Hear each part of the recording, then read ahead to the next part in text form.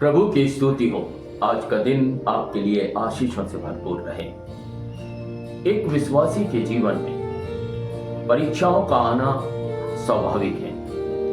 निश्चित है कि हमारे जीवन में जब हम प्रभु पर भरोसा रखते हैं, जब प्रभु की संगति में रहते हैं, परीक्षाएं हमारे सामने आना अवश्य है।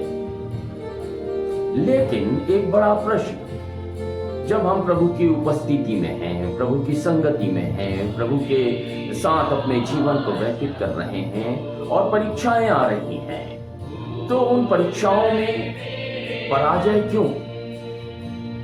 हम क्यों परीक्षाओं में गिर जाते हैं? हम क्यों परीक्षाओं में हार जाते हैं? 7 बातें, 7 कारण, जिसके कारण प्रभु की संगति में होने के बावजूद भी जब परीक्षाएं हमारे जीवन में आती हैं, हम हारते हैं, हम पराजित हो जाते हैं, हम गिर जाते हैं। उत्पत्ति की पुस्तक उसके 3 अध्याय और उसके पहले 7 पदों को यदि हम पढ़ें तो वहां पर ये 7 कारण हमारे सामने प्रकट होते हैं। लिखा हुआ है, यहोवा परमेश्वर ने जितने बनेले पशु बनाए थे उन सब में सर्प ट्रूथ था। उसने स्त्री से कहा, क्या सच है कि परमेश्वर ने कहा तुम इस वाटिका के किसी वृक्ष का फल ना खाना? स्त्री ने सर्प से कहा, इस वाटिका के वृक्षों के फल हम खा सकते हैं, पर जो वृक्ष वाटिका के बीच में है उसके फल के विषय में परमेश्वर ने कहा है कि ना तो तुम उसको खाना और ना उसको छूना, नहीं तो मर जाओगे।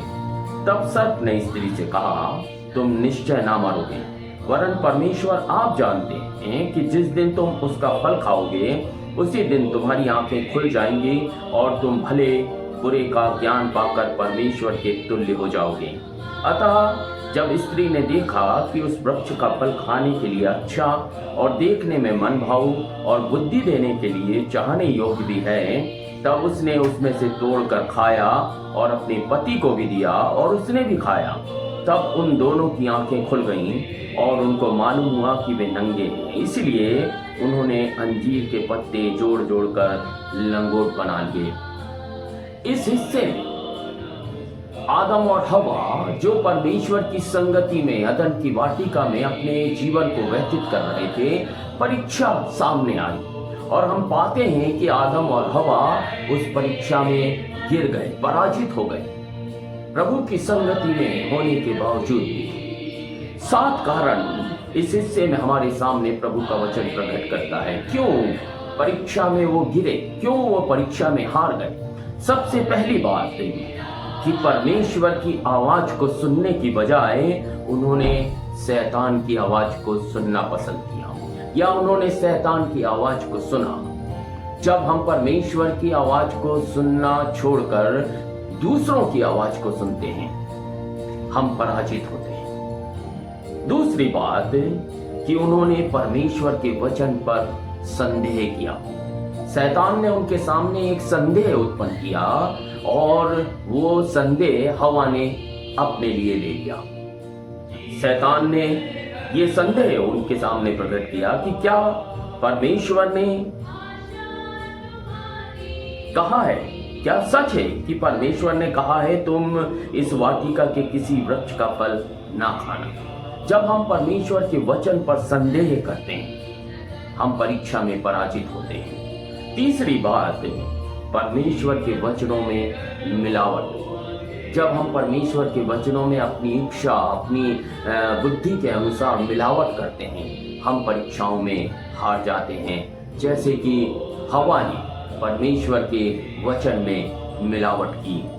चौथी बात, जब हम परमेश्वर के वचन को छोड़कर दूसरों के वचनों पर विश्वास करते हैं, हम परीक्षा में पराजित हो जाते हैं। जैसे हवा ने परमेश्वर के वचनों पर विश्वास करने की बजाय शैतान की बातों पर विश्वास करना उचित समझा। पांचवी बात, जब हम परमेश्वर को छोड़कर संसार की ओर देखना प्रारंभ करते हैं, हम परीक्षा में पराजित हो जाते हैं। जैसे हवा ने परमेश्वर को देखने के बजाय उस फल की ओर अपने ध्यान को लगाया।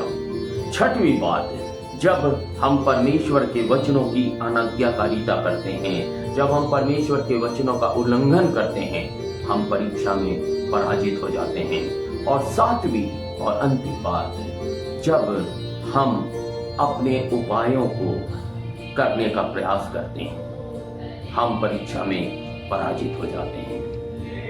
यदि हमें परीक्षा पर जय पानी है, प्रभु की संगति में रहते हुए हमें प्रभु की आवाज को सुनना जरूरी है। हमें प्रभु के वचनों को पर विश्वास करना जरूरी है। हमें परमेश्वर के वचनों को, जैसा परमेश्वर का वचन कहता है, उसी के अनुसार प्रभु के वचनों को लेना जरूरी है। हमें प्रभु के वचनों में दृढ़ बने रहना जरूरी है। हमें परमेश्वर की ओर देखना जरूरी है। हमें परमेश्वर के वचनों के प्रति आज्ञाकारी बने रहना जरूरी है। और हमें अपने उपाय छोड़कर प्रभु के उपायों पर निर्भर रहना जरूरी है। तब हम परीक्षाओं पर जय प्राप्त कर सकते हैं। प्रभु की संगति में चलते हुए जब परीक्षाएं हमारे सामने आए, प्रभु हमारी सहायता करें कि हम प्रभु की आवाज को सुन सकें, हम प्रभु को देख सकें, हम प्रभु के वचनों पर विश्वास कर सकें, हम प्रभु के वचनों के प्रति आज्ञाकारी बने रहें और हम अपना नहीं परंतु परमेश्वर के उपायों पर विश्वास करें। प्रभु आपकी और मेरी सहायता करें ताकि हम प्रभु के प्रति विश्वस्त बने रहते हुए परीक्षाओं पर निरंतर जय प्राप्त करते चले जाएं। प्रभु आप सभी को अपनी आशीषों से भरपूर करें।